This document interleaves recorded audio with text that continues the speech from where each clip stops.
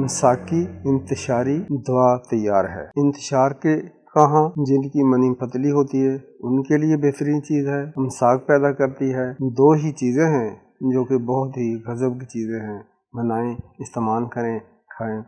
اس کا طریقہ استعمال کچھ اس طرح ہے۔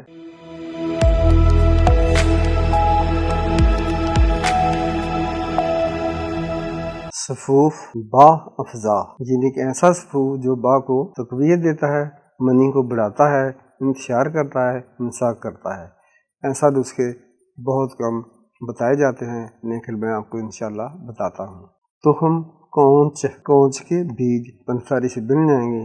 یہاں پر 100 گرام لینے ہیں، مثلی بھی 100 گرام لینی ہے۔ پہلے ان دونوں کو الگ الگ گرائنڈ کر لیں، پھر مکس کر لیں۔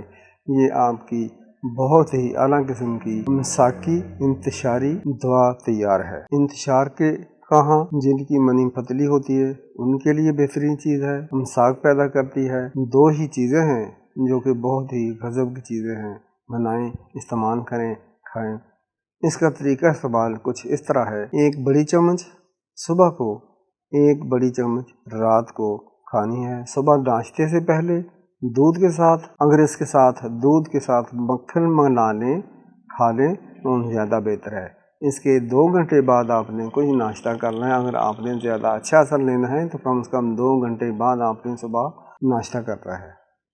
رات کو رات کا کھانا شام کو کھا لیں۔ رات کو 10 بجے 9 بجے یہ دوسری خوراک آپ نے 1 چمچ دودھ کے ساتھ لینی ہے۔ اگر گائے کا دودھ مل جائے تو زیادہ بہتر ہے، بہترین چیز ہے۔ انشاءاللہ آزماؤ، اللہ رحم کرے گا، اللہ شفا دے گا۔